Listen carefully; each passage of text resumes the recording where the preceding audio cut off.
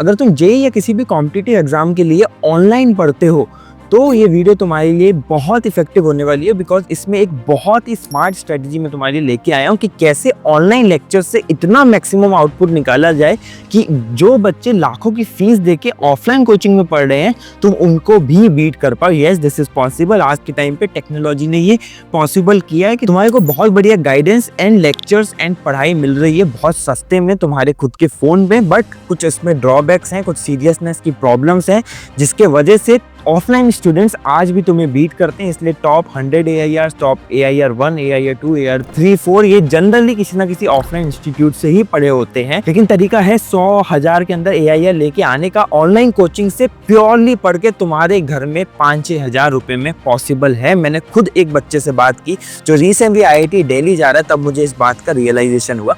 Video में आगे बढ़ूंगा, बहुत यूजफुल होने वाली है, लेकिन अभी सबसे पहले मेरे को कमेंट में जाके बताओ कि तुम किस ऑनलाइन कोचिंग से पढ़ रहे हो। PW, CW, अनअकैडमी, जहां से भी पढ़ रहे हो मुझे बता देना। अगर ऑफलाइन कोचिंग में भी पढ़ रहे हो तो भी मुझे बता देना, ऑफलाइन स्टूडेंट्स के लिए भी हेल्पफुल होगी ही। पॉइंट नंबर 1 है कि तुम्हें इमिटेट करना पड़ेगा ऑफलाइन कोचिंग एनवायरनमेंट। देखो, बहुत सिंपल शब्दों में समझाता हूँ कि ऑफलाइन कोचिंग में जो सीरियसनेस होती है, जो एनवायरनमेंट होता है, उसको तुम्हें बनाना पड़ेगा तुम्हारे ऑनलाइन कोचिंग के अंदर। फर्स्ट ऑफ ऑल, तुम कहीं भी रह रहे हो, तुम्हारा स्टडी का एक डेडिकेटेड रूम होना ही चाहिए। अगर तुम्हारा घर बहुत छोटा भी है तो भी एक डेडिकेटेड कॉर्नर तो होना ही चाहिए जहां पे तुम पढ़ाई करो। दूसरी चीज, कोई भी ऑनलाइन लेक्चर बेड पे बैठ के नहीं लेना है। अगर तुम बेड पे बैठ के ऑनलाइन लेक्चर लेते हो तो अभी मुझे कमेंट में बताओ, मैं तुम्हें पर्सनलाइज सॉल्यूशन भी दूंगा। बट एक कुर्सी तो तुम अफोर्ड कर सकते हो, एक टेबल तो तुम अफोर्ड कर सकते हो। बिल्कुल पैसे नहीं है तो प्लास्टिक की कुर्सी, प्लास्टिक की टेबल लो, 1000 रुपए में काम हो जाएगा। थोड़े ज्यादा पैसे मेटल की ले लो, और ज्यादा पैसे रिवॉल्विंग ले लो, इस तरीके की कुर्सी ले लो। बट कुर्सी टेबल बहुत ज्यादा मस्ट है। थर्ड नंबर ऑफ थिंग जो है तुम्हारे एनवायरनमेंट में, कि जिस भी कॉर्नर में तुम बैठे हो वहां पे कुछ चीजें बहुत मैंडेटरी है। पहली चीज कि खुली हवा आनी चाहिए, विंडो होनी चाहिए। सेकंड थिंग कि थोड़ी बहुत गर्मी ना लगे इसके इंतजाम होने चाहिए, फैन, कूलर, AC जो भी है। थर्ड थिंग, तुम्हारे आसपास बुक्स होनी चाहिए, बुक्स का एक स्टैक होना चाहिए। बुक्स एक पॉजिटिव एनर्जी देती है।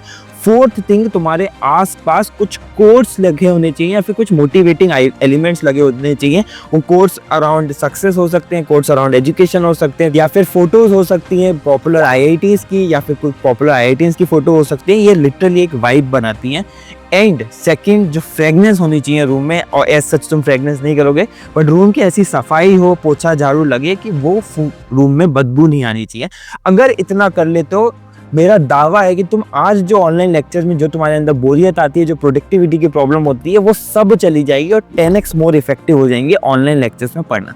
तो पहला चीज हो गया कि तुम्हें ऑफलाइन सेटअप को इमिटेट करना है। नंबर 2, ऑनलाइन कोचिंग हम लेते हैं तो हमें जनरली चैट का ऑप्शन मिलता है, एंड वहां पे क्या होता है, एक बहुत बड़ा डिस्ट्रैक्शन होता है। या स्पेसिफिकली अगर कोई यूट्यूब से पढ़ता है, यूट्यूब लाइव से पढ़ता है, तो बच्चे का दिमाग बहुत ज्यादा चल जाता है चैट्स में। वहां पे बहुत सारे कमेंट्स आ रहे हैं, लव रिएक्ट्स आ रहे हैं, किसी एक कंट्रोवर्सी पे बात हो रही है, अगर कोई फीमेल टीचर है तो अलग ही टाइप के कमेंट्स आ रहे हैं।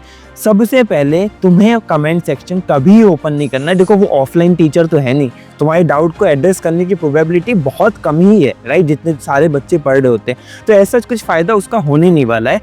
लेक्चर के बीच में कभी भी आप चैट ओपन नहीं करेंगे अंटिल आपको कुछ बहुत ही बड़ा डाउट हो गया, आप चैट को ऑफ करेंगे। एंड दूसरी चीज जो करेंगे, आपको ऑनलाइन कोचिंग में भी रनिंग नोट्स बनाने हैं। वो कैसे बनाने हैं, जैसे लाइव लेक्चर में होता था, तो हम कोचिंग में ऑफलाइन पढ़ते थे, टीचर रिपीट बहुत मुश्किल से ही करता था, तो हमारी एक आदत थी कि हम बहुत फास्ट रनिंग नोट्स बनाते थे रादर देन, क्योंकि हमें वो रिकॉर्डेड लेक्चर्स तो मिलते नहीं थे। रनिंग नोट्स क्या होते थे, जब आप किसी चीज़ को सुन भी रहे हो, किसी चीज़ को समझ भी रहे हो और उसको हाथ से लिख रहे हो, that is more than one sense organs आपके इन्वॉल्व हो रहे हैं, वो चीज़ आपके दिमाग में ज़्यादा फिट होती है। तो अगर फॉर एग्जाम्पल सामने एक लेक्चर चल रहा है, अगर मूल कॉन्सेप्ट का ही चल रहा है, तो मैं सब चीज़ें साथ में, बेकार हैंड राइटिंग में भी सही, लेकिन वॉल्यूम बाय वॉल्यूम क्या होता है, वॉल्यूम बाय वेट क्या होता है, ये सब नोट करता जाऊँगा, सब साथ में क्वेश्चन प्रैक्टिस भी करता जाऊँगा।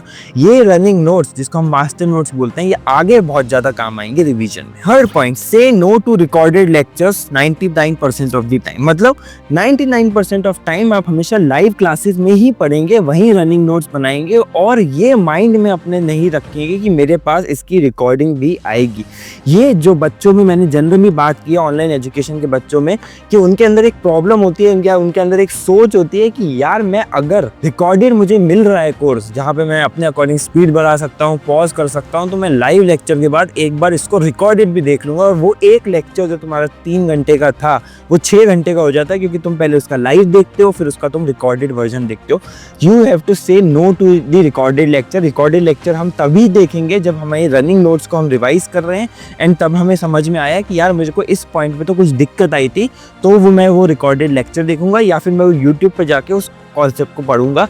लेकिन जैसे ऑफलाइन कोचिंग में होता था कि डेली आपके 3 से 5 घंटे ही ऑफलाइन कोचिंग में जाते थे, वैसा ही आपके ऑनलाइन कोचिंग के साथ होना चाहिए कि पढ़ना दैट इज लेक्चर लेना सिर्फ 3 से 5 घंटे ऑफ योर डे का पार्ट होना चाहिए, उससे ज़्यादा पार्ट नहीं होना चाहिए। फोर्थ पॉइंट हमारा आता है डाउट सॉल्विंग।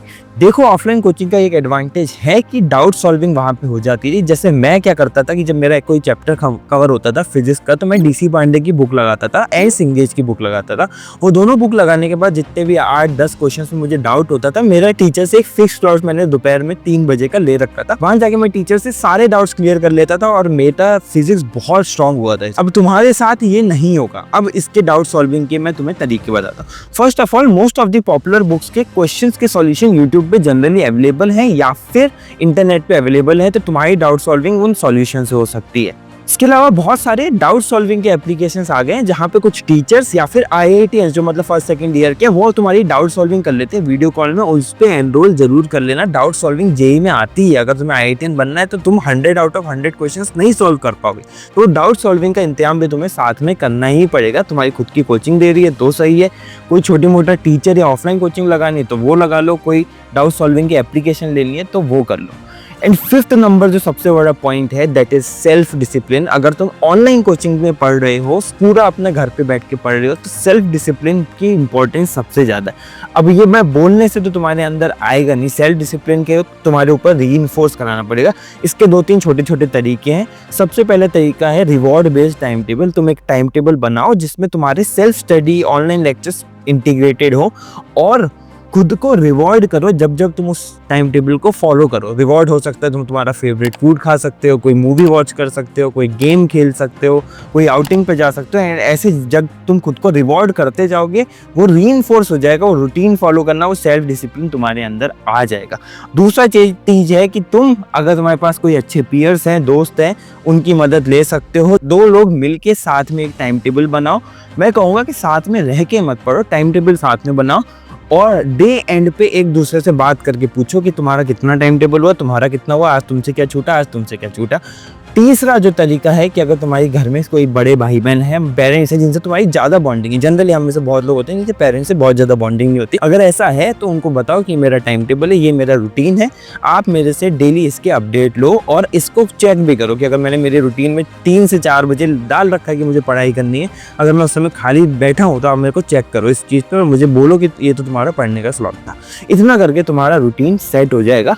और ये जो पॉइंटर्स मैंने बताया, अगर ये सब अच्छे से इम्प्लीमेंट करोगे, आज से लेकर सिर्फ नेक्स्ट 21 डेज में डेली इन सारे पॉइंटर्स का ध्यान रखोगे, तो तुम जो ऑनलाइन लर्निंग से या ऑनलाइन कोचिंग से जो आउटपुट निकाल के ला रहे हो वो कहीं भी कम नहीं होगा कुछ ऐसे बच्चे से जो लाखों खर्च करके किसी ऑफलाइन कोचिंग में जा रहा है, या फिर इन सब केसेस तो उससे बेटर भी होगा क्योंकि वो वहाँ जाके भी वो गलतियाँ कर रहा है। तो इस चीज़ का ध्यान रखो। ये बेस्ट तरीका है ऑनलाइन लर्निंग या ऑनलाइन क्लासेस लेके इफेक्टिवली पढ़ने का। अगर ऑनलाइन लर्निंग में और कोई डाउट आ रहा है तो मुझे कमेंट में जरूर बताना। चैनल का कॉन्टेंट अच्छा लग रहा है तो जल्दी से सब्सक्राइब कर लो और नोटिफिकेशन भी ऑन कर लो। बहुत बार क्या होता है कुछ इंपॉर्टेंट वीडियो आती है तो नोटिफिकेशन तुम्हें तुम्हारे पास पहुंच सकती है, तो इस चीज़ का भी ध्यान रखना। मिलते हैं अगली वीडियो में। Till then keep learning, keep working hard.